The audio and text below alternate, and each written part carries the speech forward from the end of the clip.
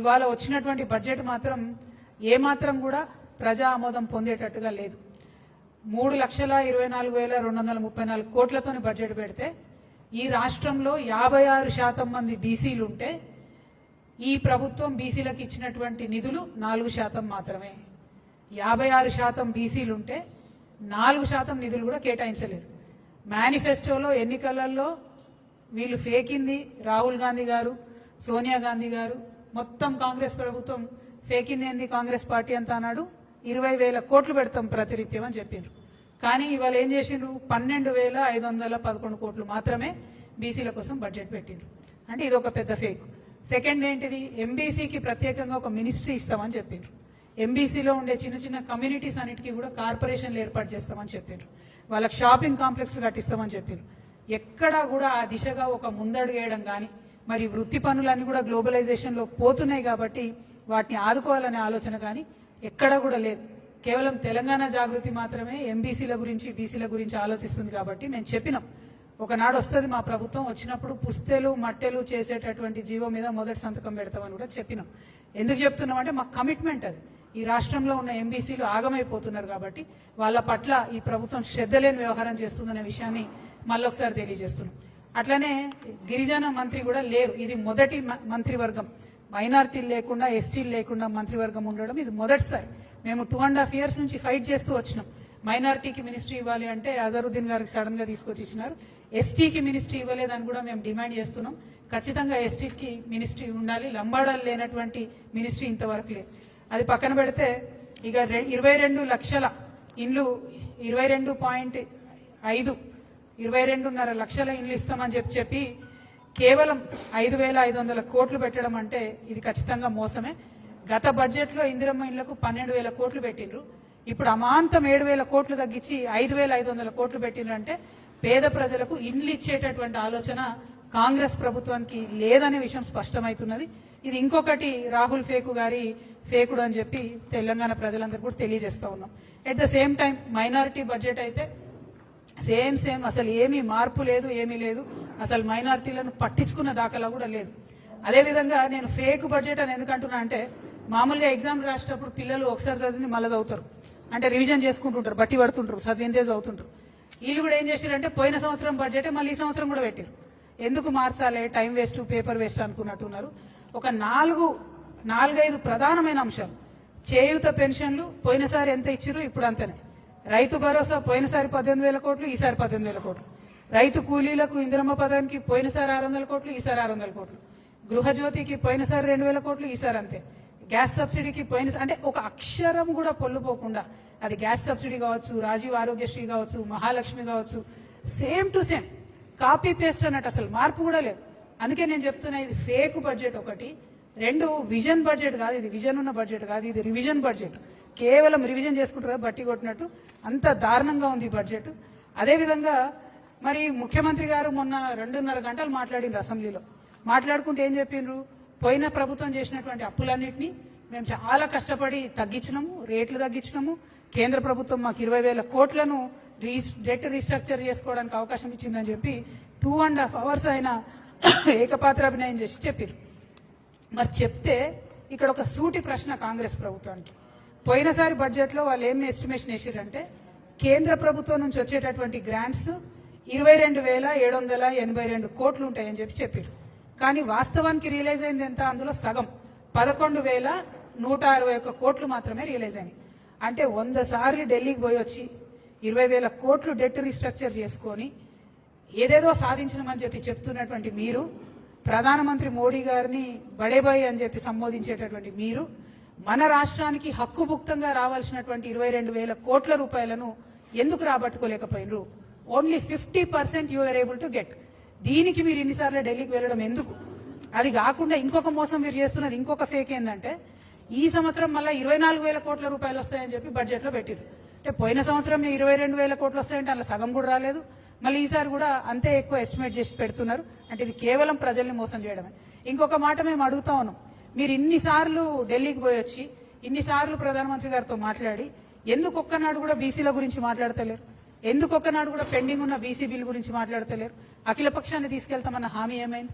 అంటే దేనికోసం పోతున్నారు మీరు అనేటటువంటి ప్రశ్న మాత్రం ఇలా తెలంగాణ ప్రజల్లో వస్తుందని ఈ సందర్భంగా చెప్తా ఉన్నాం.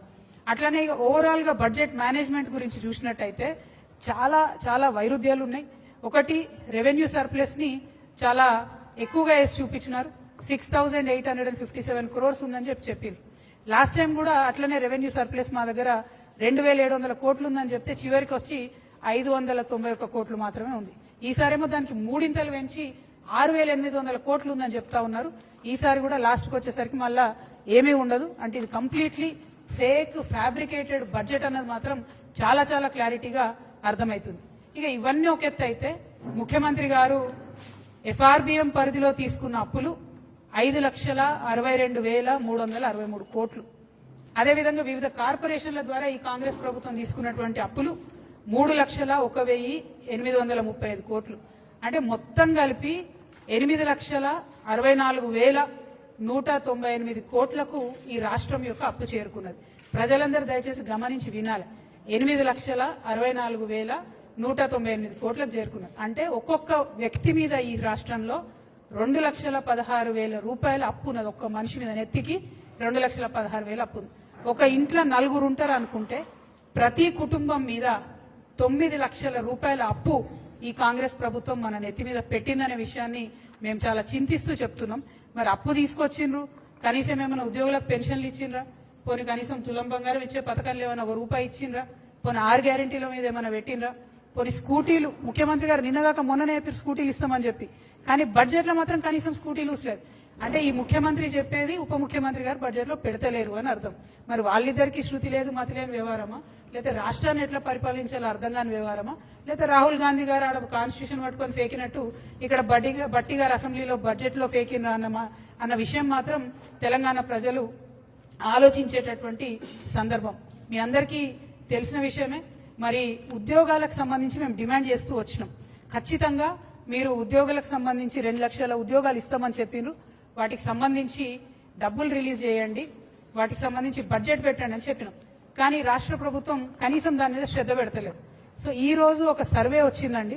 ఈ సర్వే పేరు స్టేట్ ఆఫ్ వర్కింగ్ ఇండియా. అంటే పని చేస్తున్నటువంటి వాళ్ళు, ఎంప్లాయిడ్ ఉన్నటువంటి వాళ్ళ పరిస్థితి కోసం దేశవ్యాప్తంగా అజీం ప్రేమ్జీ యూనివర్సిటీ చేసిన సర్వే. దీంట్లో ఏమొచ్చిందంటే ఎంత దారుణం అంటే ప్రతి 4 డిగ్రీ చేసినటువంటి తెలంగాణ బిడ్డలలో, మగపిల్లలలో 4 డిగ్రీలు చేస్తే ఒక్కరికి మాత్రమే ఉద్యోగం ఇవ్వగలుగుతున్నాం. ఆడపిల్లలలో డిగ్రీ చేసిన 2 ఆడపిల్లల్లో ఒక్కరికి మాత్రమే ఉద్యోగం ఇవ్వగలుగుతున్నాం.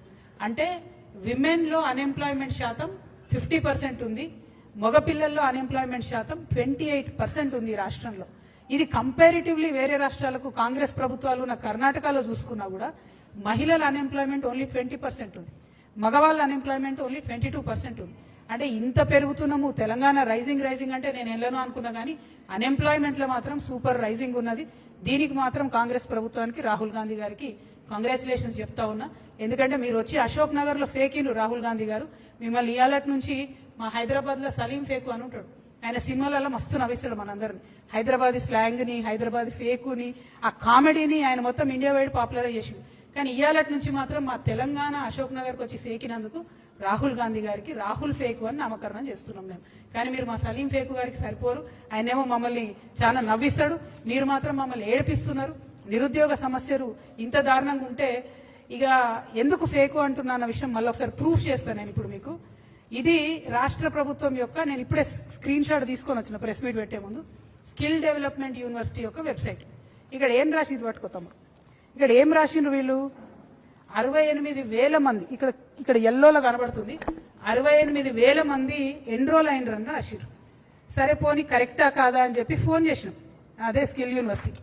వాళ్ళు చెప్తున్న లెక్కలేంది, 920 మంది మాత్రమే ఎన్రోల్ అయినరని యూనివర్సిటీ వాళ్ళు చెప్తున్నారు. వెబ్సైట్ లో ఈ బట్టి గారి ఫేకుడు ప్రచారం ఏంది అని అంటే, ఎందుకు బట్టి గారి పేరు చెప్తున్నా అంటే, ఈయన 3 పారాగ్రాఫ్లు చెప్పారు ఈ రోజు బడ్జెట్ లో బట్టి గారు. స్కిల్ యూనివర్సిటీ ఇట్లా, స్కిల్ యూనివర్సిటీ అట్లా, దీనివల్ల ఇట్లయితుంది అట్లయితుంది అని చెప్తే నేను ఎంతగానో పైసలు ఇచ్చిండో బట్టి గారు అనుకున్నా. ఉట్టి మాటలే, ₹1 కూడా ఇలా స్కిల్ యూనివర్సిటీకి. అక్కడ స్కిల్ యూనివర్సిటీలో పనిచేసే వాళ్ళే చెప్తున్నారు మాకు డబ్బులు లేవు, చాలా దారుణమైన పరిస్థితి ఉంది కాబట్టి ఇట్లా ఫేక్తున్నామని చెప్తున్నారు. నేను డిమాండ్ చేస్తున్నా, రాష్ట్ర ప్రభుత్వం ఈ మిస్లీడింగ్ ఇన్ఫర్మేషన్ తొలగించాలి ఈ వెబ్సైట్ నుంచి. 68,000 people are not enrolled in skill university.